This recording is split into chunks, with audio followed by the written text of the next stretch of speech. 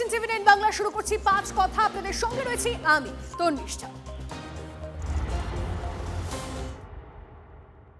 এবার বেঙ্গল এসটিএফের জালে জঙ্গি হামিমের হানি ট্র্যাপ।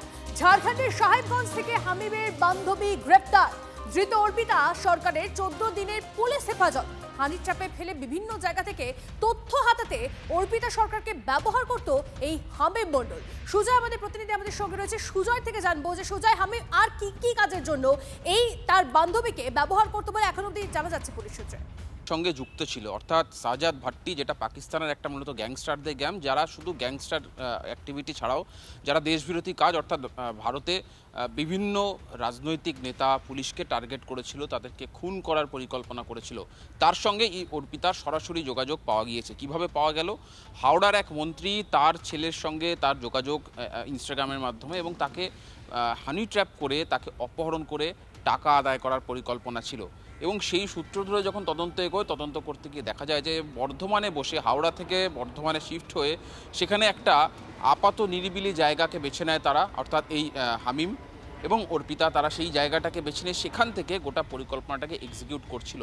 রাজনৈতিক নেতাদের পাশাপাশি ভাট্টি গ্যাং চেয়েছিল যন্তর মন্তরে সম্প্রতি যে ছাত্রদের বিক্ষোভ হয়েছিল নিটের প্রশ্নপত্র ফাঁস নিয়ে, সেখানে গিয়ে একটা অশান্তি পাকানোর চেষ্টা করা হচ্ছিল।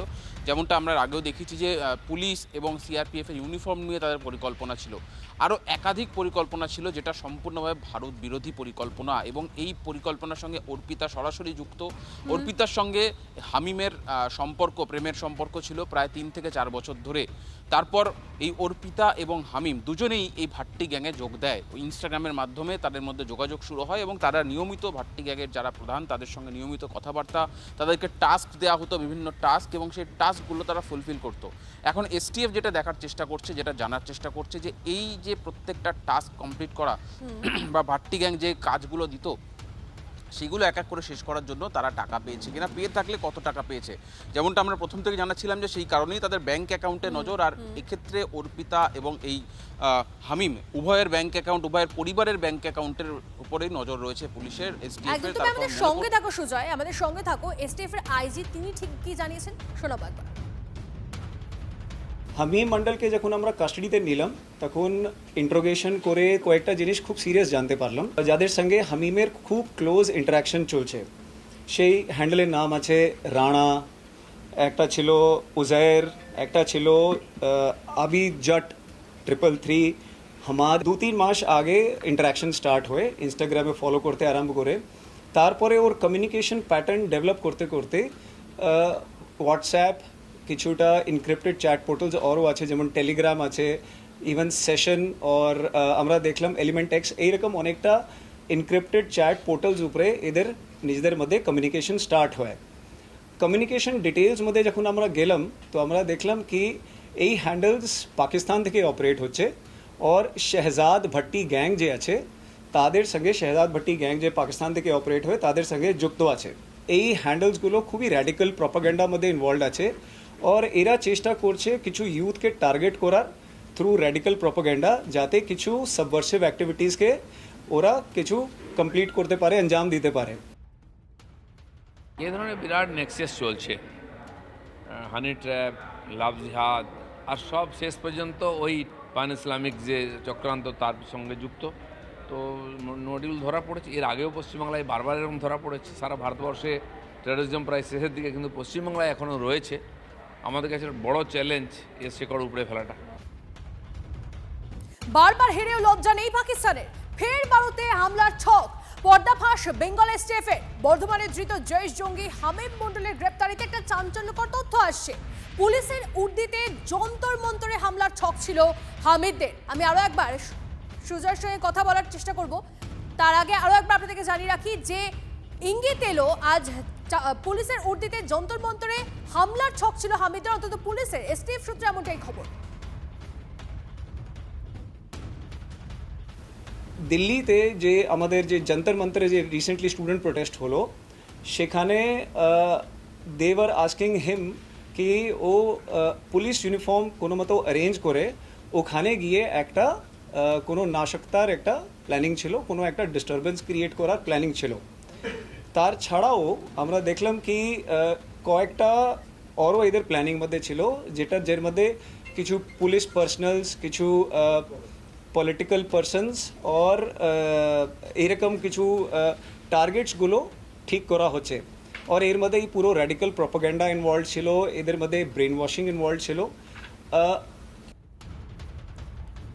কথা বলবো আমাদের প্রতিনিধি সুজয়ের সঙ্গে। সুজয়, এই যে সূত্র মারফত যেটা জানা যাচ্ছে, মানে এসটিএফ এর তরফ থেকে যেটা জানানো হলো যে যন্তর মন্ত্রেও হামলার একটা ছক ছিল, নাশকতার ছক ছিল। যদি এখন অবধি সেই আন্দোলন যেটা চলছিল তা কন্টিনিউ হতো, তাহলে একটা বিশাল প্রবলেম হতে পারতো। এই যন্তর মন্ত্রে যদি নাশকতা করা হতো তাহলে দেখো, প্রথমে যেটা দেখতে হবে যে কেন যন্তর মন্তর টার্গেট। তার কারণ এই ভাট্টি গ্যাংয়ের পেছনে রয়েছে সরাসরি মদত রয়েছে, পোষণ রয়েছে পাকিস্তানের আইএসআই এর। তারাই এই পরিকল্পনা করছিল। কেন যন্তর মন্তরের ছাত্রদের বিক্ষোভ চলছিল নিট প্রশ্ন ফাঁসের জন্য। সেখানে যদি কোনো রকম কোনো জঙ্গি হানা বা কোনো রকম আক্রমণ হতো, যদি তাতে কোনো বিশৃঙ্খলা বা কোনো অপ্রীতিকর পরিস্থিতি তৈরি হতো, তাহলে সম্পূর্ণ দায়ভার কিন্তু কেন্দ্রের উপর চাপতো, কেন্দ্রীয় সরকারের উপর চাপতো। এবং সেই কারণে সেই চাপ থেকে কিন্তু পরবর্তীতে সারা দেশে যে একটা বৃহত্তর আন্দোলন বা সারা দেশে একটা সে আইনশৃঙ্খলা পরিস্থিতি বা সার্বিক রাজনৈতিক পরিস্থিতি, সেটাকে নাড়িয়ে দেওয়া যেত। যেটা পাকিস্তান বরাবর চায় যে ভারতে কোনো কিছু শান্তিপূর্ণভাবে বা ভালো কিছু না হোক, সেটা পাকিস্তানের বরাবরের এজেন্ডা, আইএসআইয়ের এজেন্ডা।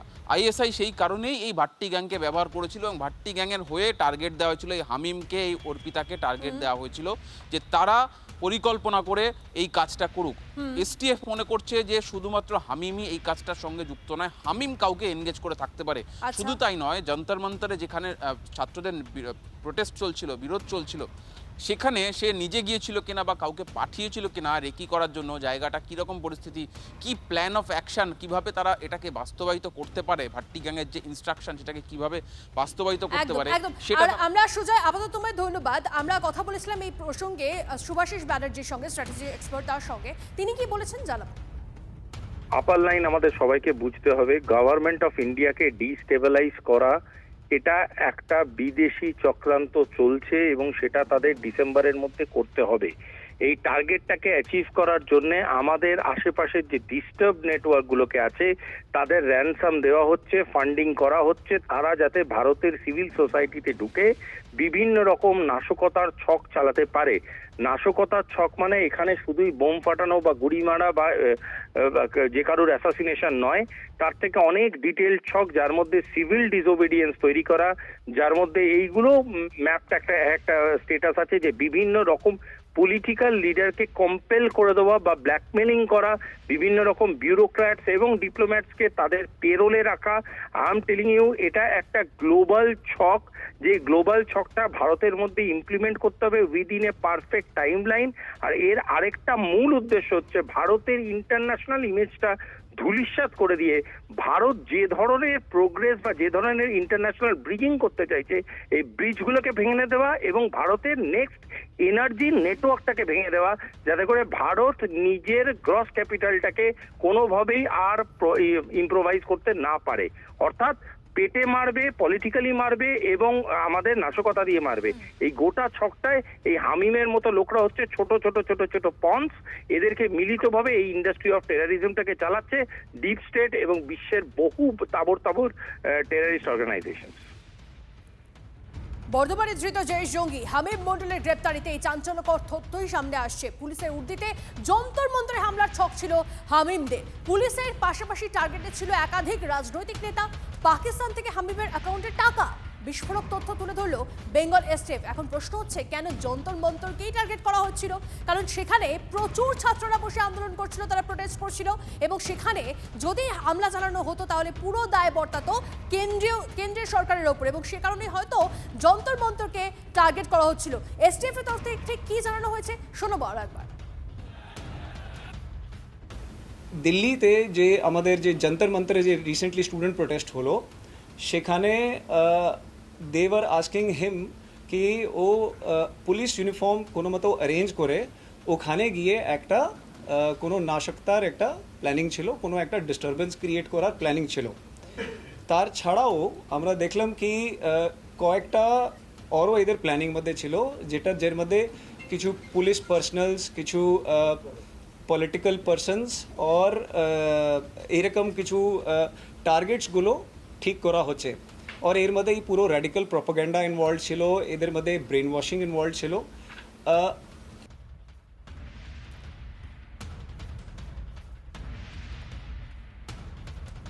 মুখ্যমন্ত্রী শুভেন্দু অধিকারীর ওপরেও হামলার ছক ছিল হামিমের।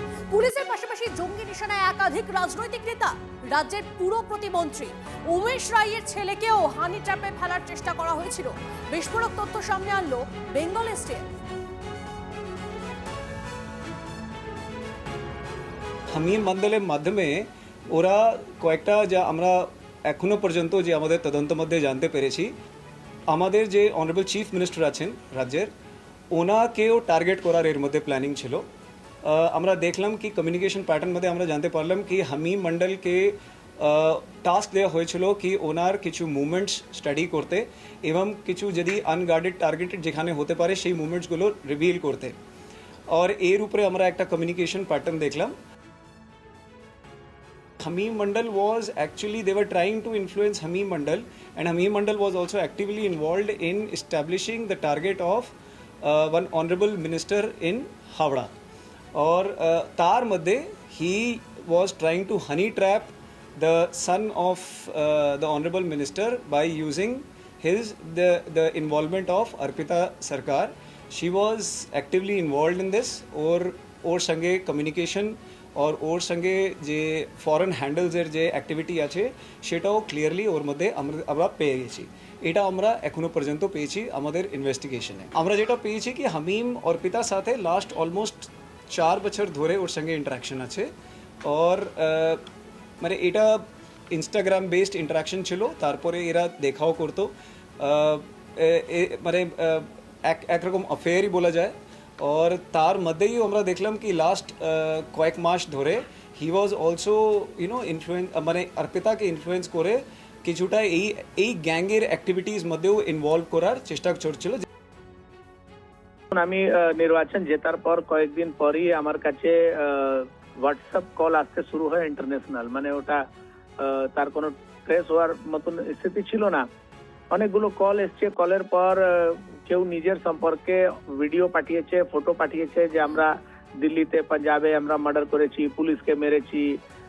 তারপরে ও দাবি করেছে যে মাননীয় মুখ্যমন্ত্রীর আত্মসহায়ককে ওরা গুলি মেরেছে। তারপরে আমাকে বললো যে তোমাকে উড়িয়ে দেবো, এরপরে তোমার সিএম এর নম্বর আছে, আমাকে একটা ভয়েস রেকর্ড করে পাঠিয়েছে, সেটাও আমার কাছে অডিওটা আছে। আমাকে যতদিন বলেছিল আমি এটা সিরিয়াস নেয়নি, কিন্তু কিছুদিনের পরই এই বিষয়টা এসছে যখন ও বললো যে সিএম কে মারবো, তখন আমি পুলিশকে ইনফর্ম করি এই পুরো বিষয়টা। পুলিশকে ইনফর্ম করার পর আমরা অনেক ট্র্যাক করার চেষ্টা করি, তার কোনো আমরা লিঙ্ক পাচ্ছিলাম না। পরে আমার কাছে একটা ইনপুট এসেছিল যে আমার ছেলেকে কিডন্যাপ করার জন্য ওরা কিছু লোককে এর মধ্যে লাগিয়েছে, কিন্তু বিষয়টা আমার ছেলে পর্যন্ত থাকলে কোনো বিষয় নেই। আমরা তো বিষয় যখন সিএম এর উপরে আসলো তখন আমরা সিরিয়াস হলাম। আর এই বিষয়টা এসটিএফ দেখছিল, এসটিএফ যাকে ধরেছে সে আমার বাড়ির 500 মিটারের কাছে থাকতো। কত ক্লোজ পর্যন্ত এরা এসে গেছিল। অর্পিতা কি লাভ জিহাদের শিকার? খতিয়ে দেখছে এসটিএফ। জয়েশ জঙ্গি কি নিজের ধর্মপরিচয় আড়াল করে বান্ধবীকে সম্পর্কে জড়িয়েছিল? অর্পিতা সরকারকে কি জোর করে ধর্মান্তরণে বাধ্য করেছিল হামিম? ধৃত পাক জঙ্গির যাবতীয় গতিবিধির সন্দেহ বাড়িয়েছে গোয়েন্দাদের। দীর্ঘদিন ধরে হোয়াটসঅ্যাপ চ্যাট, ভিডিও কলে কথা হতো তাদের। সোশ্যাল মিডিয়ায় ভুয়ো অ্যাকাউন্ট খুলে হামিম ভিডিও চ্যাট করতো অর্পিতার সঙ্গে। হামিমের বান্ধবী লাভ জিহাদের শিকার কিনা খতিয়ে দেখছে এসটিএফ এর গোয়েন্দারা। এদিকে ল্যান্ড জিহাদ, লাভ জিহাদ দিয়ে গত 29শে জুন কড়া বার্তা দিয়েছিলেন মুখ্যমন্ত্রী শুভেন্দু অধিকারী। শুনুন। ইচ্ছা আছে আইনের মধ্যে, সংবিধানের মধ্যে দাঁড়িয়ে ল্যান্ড জিহাদ, লাভ জিহাদ, জোরপূর্বক ধর্ম পরিবর্তন করার প্রয়াস বন্ধ করার জন্য পশ্চিমবাংলায় ব্যবস্থা নেয়। 15 বছর ধরে গ্রেটার বাংলাদেশ তৈরি করার স্বপ্ন নিয়ে চলা জামাতিদের আমরা বিদায় করেছি। এখন সময় ঐক্যবদ্ধ থেকে এই বাংলার নবনির্মাণ নরেন্দ্র মোদীজির নেতৃত্বে এগিয়ে নিয়ে যাওয়া। রাজ্যে শুরু জনগণনা, সূচনা করলেন মুখ্যমন্ত্রী শুভেন্দু অধিকারী। 2টি পর্যায়ে চলবে সেন্সাসের কাজ। 15 আগস্ট পর্যন্ত চলবে সুশুমারি। ccensus.gov.in পোর্টালে 33টি প্রশ্নের উত্তর দিতে হবে। কোনো নথি চাওয়া হবে না এই পোর্টালে। বাড়ি বাড়ি গিয়ে জনগণনা শুরু হবে 16 আগস্ট থেকে, চলবে 15 সেপ্টেম্বর পর্যন্ত। 14,399 জনকে নিয়োগ করা হয়েছে জনগণনার কাজে, থাকছেন 3,400 জন সুপারভাইজার। এবার সেন্সাসে জনগণের জনকল্যাণ, বিকশিত ভারতের লক্ষ্যে আধুনিক জনগণনা সফল হবে। জনগণনার সূচনা করে বার্তা মুখ্যমন্ত্রী। আমি দাঁড়িয়েছি কলকাতা পুরসভার কনফারেন্স নম্বর 2 এবং সেখানে কঠিন বর্জ্য ব্যবস্থাপনা বিভাগের কর্মীদের দ্বারা মূলত এটা প্রথম শুরু করা হয়েছে এবং দেখা যাচ্ছে তারা এখানে উপস্থিত হয়েছে। তারা এখানে নিজেদের জনগণনার কাজটি সারছেন এবং যারা কলকাতা পুরসভায় যারা যুক্ত হয়েছে সেন্সাসের কাজে মূলত দেখা যাচ্ছে যে প্রথমে তাদের ফ্যামিলির নাম, হেড যিনি তার নাম দিতে হচ্ছে, ফোন নাম্বার দিতে হচ্ছে এবং তারপর ক্যাপচা কোড দিতে হচ্ছে এবং এই ক্যাপচা দেওয়ার পর গেট ওটিপি অর্থাৎ একটি ওটিপি আসছে, সেই ব্যক্তি অর্থাৎ যার নাম দেওয়া হচ্ছে, যার নামে রেজিস্ট্রেশন হচ্ছে, তার নামে একটি ওটিপি যাচ্ছে। সেই ওটিপি নম্বরটা দেওয়া মাত্রই খুলে যাচ্ছে একটি ফর্ম এবং সেই ফর্ম খোলা মাত্রই পুরো কাজটি হয়ে যাচ্ছে এই সেলফ এনুমিনেশন ফর্মে। এবং যেটা পুরসভার কমিশনার যেটা জানিয়েছেন, এরকম করে আগামী 2 থেকে 3 সপ্তাহে এই সেলফ এনুমিনেশন চলবে এবং চলার পর কিন্তু আবার সেই বাড়ি বাড়িতে পুরসভার কর্মী বা যে সেন্সাস যুক্ত যেটা কর্মী তারা পৌঁছবে। মূলত রাজ্য সরকারের তরফে জানানো হয়েছে যে প্রতিটি মানুষের কাছে জনগণনা কর্মীরা পৌঁছাবেন, কিন্তু তার আগে এই সেলফ এনুমিনেশন অর্থাৎ যেটা ডিজিটাল সেন্সাস বলা হচ্ছে তার মাধ্যমে সাধারণ মানুষ নিজেদের যাবতীয় তথ্য দিতে পারবেন। যাতে দ্রুত কাজ শেষ করা যায় তার জন্য পুরসভা এবং রাজ্য সরকারের কর্মীদের প্রত্যেককে এই কাজে যুক্ত করা হয়েছে বলে পুরসভা সূত্রে খবর। ক্যামেরায় সুবিধার সঙ্গে শান্ত ভট্টাচার্য, TV9 বাংলা, কলকাতা পুরসভা। বাংলাদেশের নাবালিকাকে পাচার উদ্ধার করলেন ভারতীয়রা। সাতক্ষীরায় মাদক মেশানো জল খাইয়ে পাচার। স্বরূপনগরের তাড়ালি সীমান্তে কিশোরীকে উদ্ধার করেন গ্রামবাসীরা। বাড়ি পৌঁছে দেওয়ার জন্য পরে তুলে দেওয়া হয় স্বরূপনগর থানার পুলিশ ও BSF এর হাতে। তুমি কি বাড়ি যেতে চাও? হ্যাঁ। তোমাকে কি এরা মানে এনে বিক্রি করে দিয়েছে বলে তুমি জানো? হ্যাঁ, আমার বলছে যে ওনারা আইনা নাকি বিক্রি করে দিছে। কোথায় নিয়ে যাবে তোমাকে? ব্যাঙ্গালোর। ব্যাঙ্গালোর? হুম। তুমি ব্যাঙ্গালোর যাবে? না। তোমার ভয় করছে? হুম। তুমি কি চাও এখন? বাসায় যেতে। আমাদের ঘরের ছোট ছোট বাচ্চা স্কুলে যায়, সাইডে ধরে আমাদের একটা সুন্দর ব্যাপার। যদি এইভাবে তাদের কিছু লজেন্সের সাথে কিছু খাওয়াইয়ে যদি নিয়ে যায় তাহলে আমরা তো সেই মেয়েটার পাবো না। তখন আমরা দিশেহারা হয়ে যাবো যে আমাদের বাচ্চারা কোথায় গেল। যে এইরকম দালালদের আমরা চাই এদের রীতিমতন সাজা হোক। আমি বলছি আমি নিয়ে আসিনি। কে নিয়ে আসছিল? ও নিয়ে আসছিল জীবন আর হচ্ছে ওই কায়েমের বাড়ি কোথায়? কায়েমের বাড়ি বাদুড়িয়ায়। জীবনের বাড়ি কোথায়? জীবনের বাড়ি তারালিয়ায়। আচ্ছা, আপনার বাড়িতে রাখছিল কেন? আমি এখান থেকে আমার বাড়িতে রাখি, জাহাঙ্গীর মোল্লার বাড়িতে রেখেছি। জাহাঙ্গীর মোল্লার বাড়িতে রেখেছিল, রাখার পরে ওখান থেকে